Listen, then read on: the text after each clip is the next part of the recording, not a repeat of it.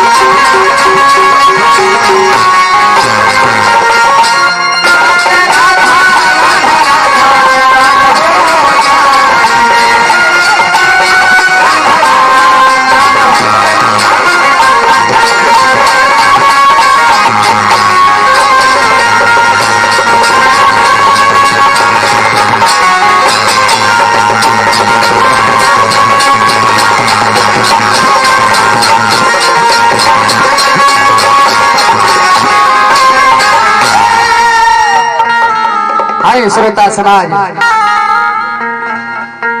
हमने सभी कलाकार की तरफ से श्रोता समाज के देवता मान के हार्दिक अभिनंदन रही।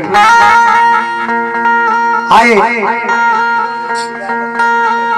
होली के माहौल में बबुआ एक दो गीत से सेवा रही बबुआ।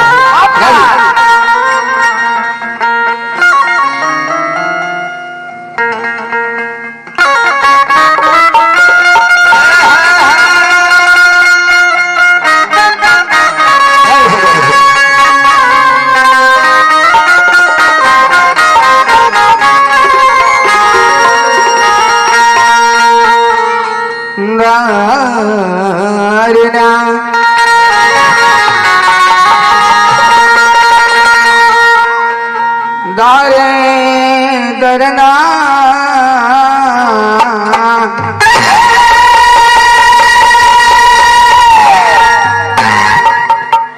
सावरिया सावरिया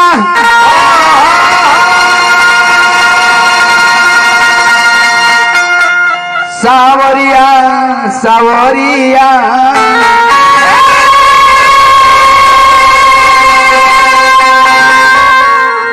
सावरिया सावरिया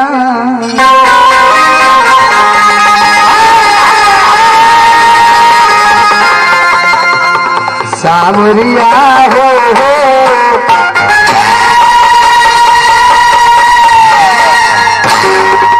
आए भैया आए वो शहर से भाव लागल कैसे कैसे रितेश बाबा तू ही भगवान राम तू ही कन्हैया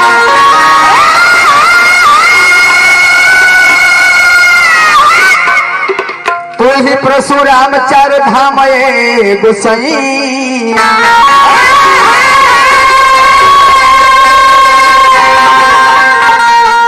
छोड़ के जे पूरा काम नाम जो के आठो जा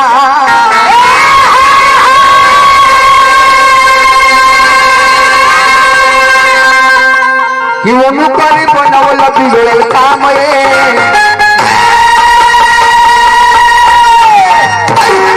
गौतम बबुआ नीचे बहलिया जाल बिछोले प्यार ढाल बोले निशान ये गोसैया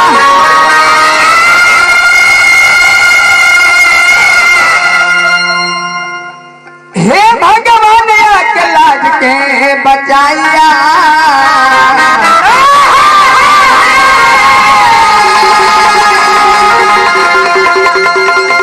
फसरी में पुरली चिड़ैया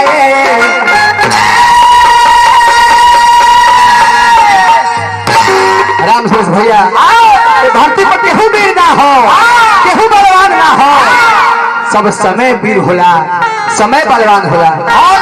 रितेश बाबा कब के गया राजा से भिखारी बन जाए के बाद, भिखारी से कब राजा बन जाए के बाद केहू नहीं जानत, सब समय के फेर होला। गौतम बाबा गीत के भाव होता रितेश बाबा कि केहू न वीर हो, कि केहू न वीर हो, अरे बलवान हो समैया, केहू न वीर हो बलवान हो समैया। रितेश बाबा कहे के भाव होता कि केहू न वीर हो, केहू न वीर हो, अरे बलवान हो समैया। तनी मने से बाउरनो, किनी मने से बाउरनो, अरे करा दिला समैया।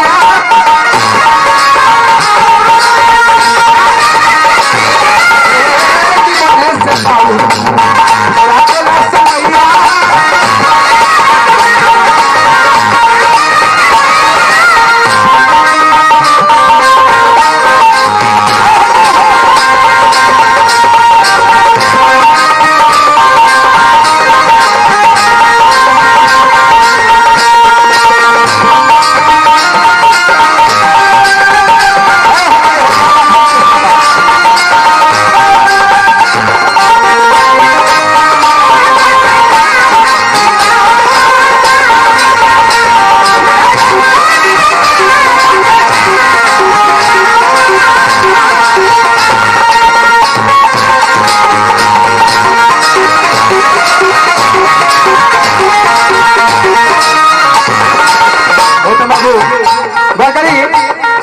गीत के आगे पद का कहता, अरे क्या कहता गौतम बाबू? सीताजी रहली सती होई दूरो पति,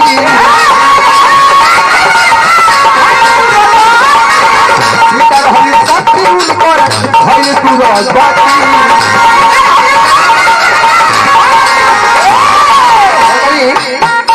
सीताजी रहली सती उनकर भइल दुर्गति।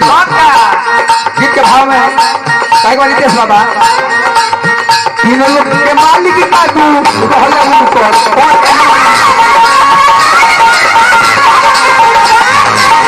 तीनों लोग के मालिक का तू रहले उनकर पति।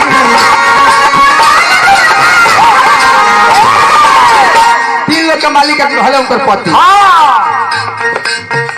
तब का भइल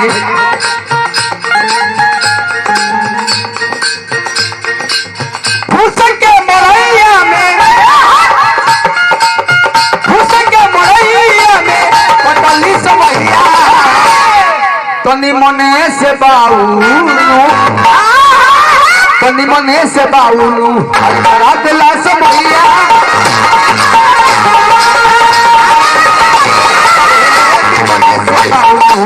करा दिला समैया।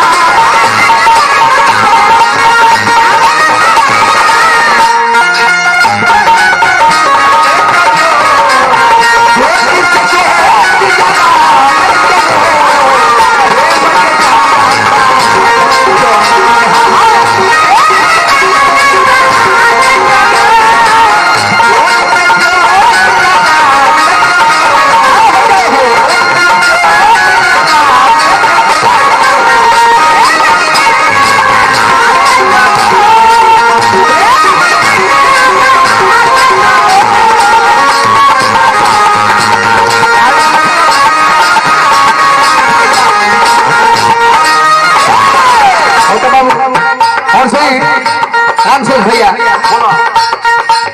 राजा हरिचंद्र में महान हो, राजा हरिचंद्र में महान हो।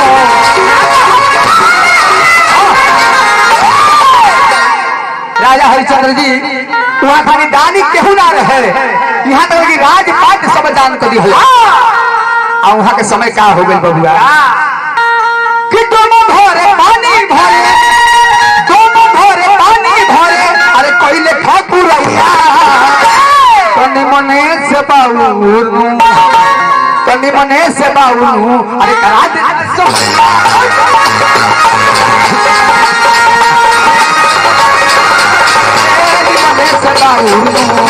करा दे समैया